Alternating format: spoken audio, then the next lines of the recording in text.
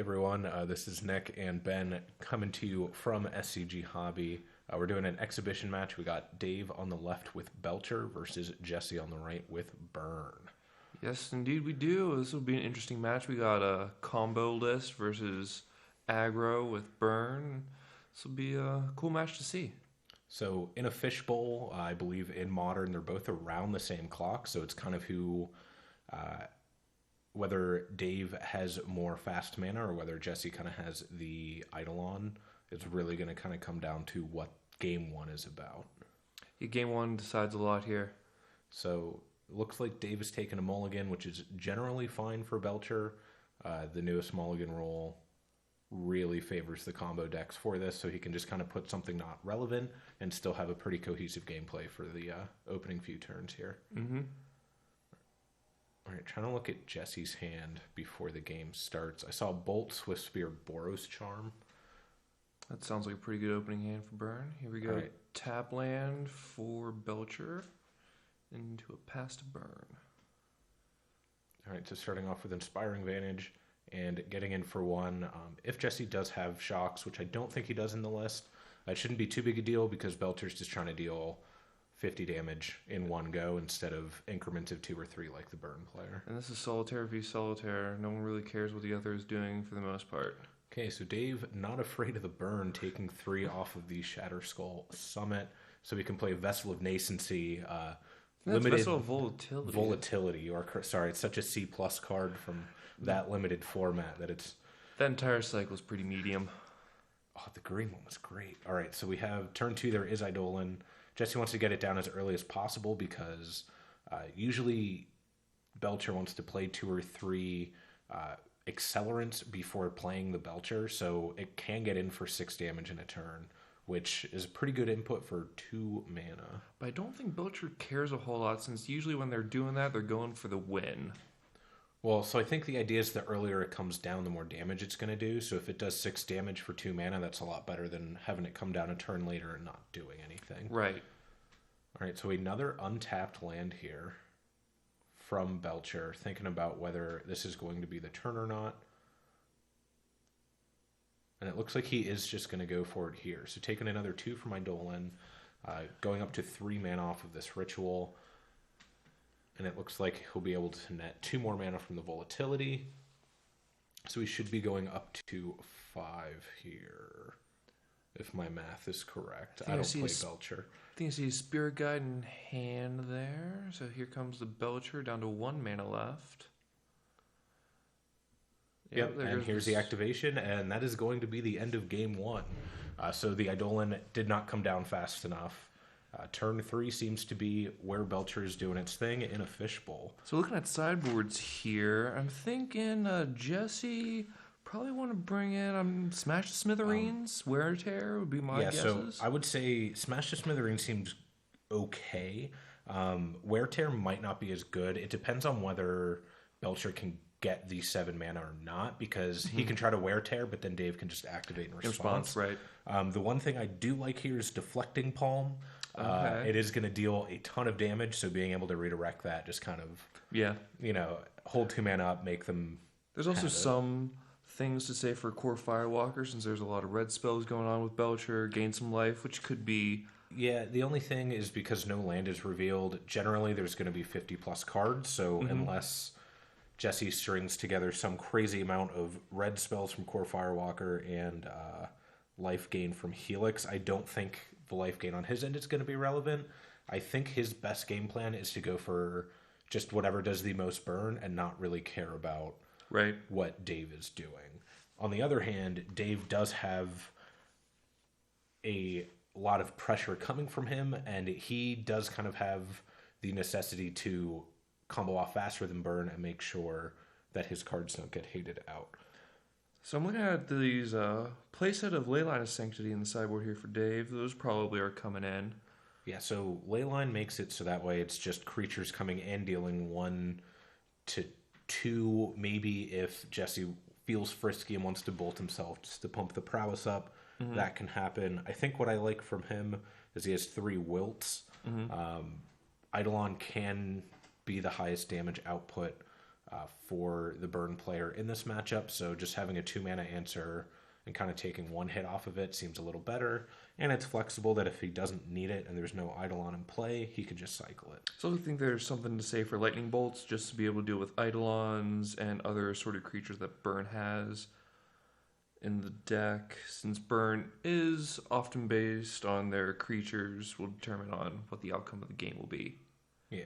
So, yeah, I can see bolts coming in. I do like that option. Again, Eidolon is really going to be the fastest clock. Goblin Guide is just amazing against Belcher because they will literally never flip a land the downside to draw of their card. So I can see bolts coming in just to kind of mitigate damage from those 1-mana creatures as well. Downside of a guide doesn't really happen here since there's no lands in the deck for Belcher. All right, so we'll see if being on the play is going to be enough of a shift in the clock for the burn player to go ahead and take on the Belcher player. I think that getting that one extra turn is going to make a difference. He was down to about 10. I'm not saying that 10 damage is going to be possible in one turn for the burn player, but if that Eidolon is down one more turn and Dave wants to set up something like the Vessel, then that does make enough. So we see, looks like Jesse might be keeping here, and Dave is taking a mulligan, going down to 6, which Belcher can do just fine. You can take a few mulligans here. Yeah, usually I would say the first 2 mulligans don't really matter for Belcher. Once you're at 5, it is more of a waiting game because you just need to draw enough mana or randomly hit Reforge the Soul. But the other nice thing is all you need is 3 mana, recross the paths, and then you're kind of set up. Yeah, you can stack your deck for the rest of it. Figure out how you want to draw in what order. So Dave looking at his second hand here, trying to figure out if he wants to keep this or not. It looks like Jesse did keep that 7. All right, so Dave happy with his 6. So we're going to go ahead and see, there he is, the Goblin Guide. And what do you know? He does not reveal a land. So who'd have guessed? Off to one of the better turn 1 starts. Oh, and he's even going to cycle Street Wraith.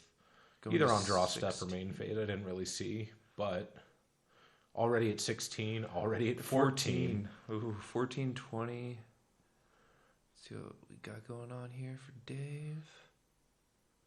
So it looks like Dave doesn't mind cutting it down to the wire. He is not going to try and be a little more conservative and buy a turn or 2 on time. Oh, there's the shock land.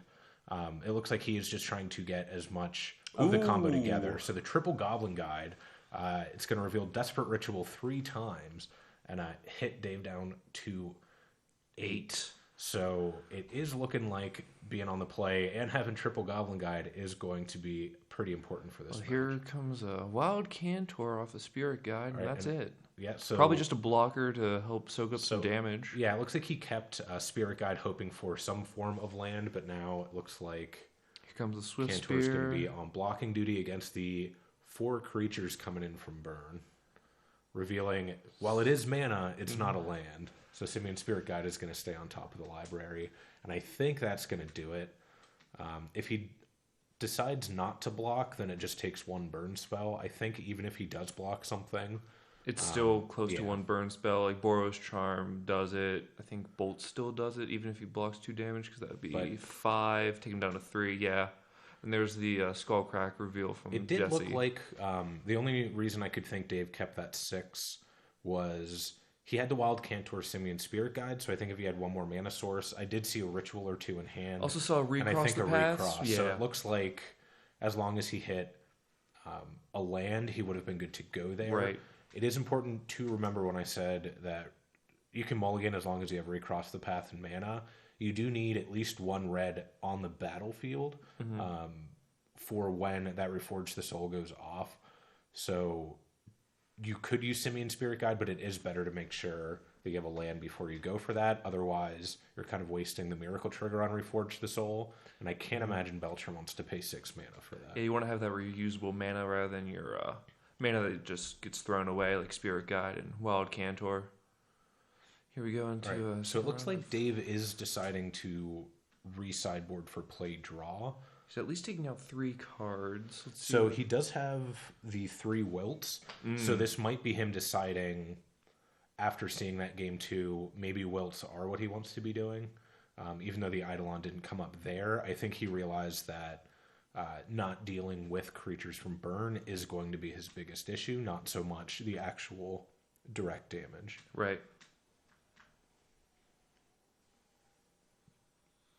So we're both 1-1 here. Dave will be on the play, and we'll see if this, as game 2 showed, makes a difference. All right, so it looks like Jesse's good to go. Dave is shuffling because he was in the tank about those 3 cards. I'm going to go ahead and assume because it was 3 cards that he took out from the deck right away and then added 3 other cards, he added wilts just thinking about the damage that Eidolon can do. That would make sense. The really only other possibility is maybe defense grid. Because, that seems a bit medium here to dilute the deck for 3 defense grids where Burn's just fine going sorcery speed on all their damage. I don't really think Skullcrack's kind of the only getcha one, but Dave's not looking to gain life at all, so I don't really see that coming up either. Trying to look at what he would possibly cut here. The only issue with the Belcher list is it is so... It's very tight. I could see Veil of Summer, it's a very tight list because it's possibly. either mana or something that wins the game. I could see the Veil of Summer because it's not as relevant here, but it still draws cards sometimes. Oh, for sure. No, so Veil of Summer won't draw cards, so it probably was him removing those. Right. Veil only draws off of blue or black spells, and Jesse's just running the 1 and 2 mana red-white cards today. Yeah, Veil of Summer won't do anything. I stand corrected. But I imagine when they were sideboarding after game 1, that's when Veil of Summer came out. Mm-hmm. I can't imagine he decided to keep them for game 2 unless he forgot. And again, it was 3 cards, so interesting. Here we go into game I'm 2. interested to see what he took out. All right, so he has lands this time. This should bode well for the Belcher player. Here comes Goblin Guide. We have the turn 1 Goblin Guide. Will it reveal a land? It will not. It reveals Vessel of Volatility. Surprise, surprise. That is a 2 mana accelerant. You got to pay 4 mana to get 4 mana, but it still ends up ramping you the way it's designed. All right, so paying 3 for this turn timber. So down to 15 and playing the Vessel. So hopefully for Dave, if you're cheering for the Belcher player, should be good to go, at least in terms of mana on the next turn. And there's Ironcrag Feet. So he has 7 mana. The question is, does he have Belcher? Yeah, does he have the Belcher? With Ironcrag Feet, you can't really Manamorphose into green because that's casting the only extra spell you're allowed to cast. So we can't really hope for a Reforge or the Recross the Paths game plan with Ironcrag Feet. Tap land and pass from Dave there. So here we go to burn. Jesse going into the tank, it looks like. Figuring out how he wants to play this out. All right, and it looks like Eidolon's going to get the second mode of the card, which is just attack for 2 every turn. Deciding that he wants that 3rd mana, so it looks like he's going to try and set up a double spell turn here off of that Sacred Foundry. Yep, so we see Monastery Swift Spear, and he's got 2 mana up. Oh, going for the triple spell. I think I did see either Lightning Helix or Boros Charm in hand, but it looks like he's just going for as many spells as he can this turn. So that's going to be 6 just off the burn, another 3 from the Swift Spear, and then 4 more from the other creatures. Oh, and here's the wilts that we were talking about earlier during sideboarding. So we did bring it in. Not entirely sure. He takes 2 off of Eidolon to stop it from dealing combat damage. But it does still look like lethal. Don't think it's going to make a difference here, yeah. This has been Team SCG Hobby. Thanks for watching. Don't forget to like, comment, and subscribe.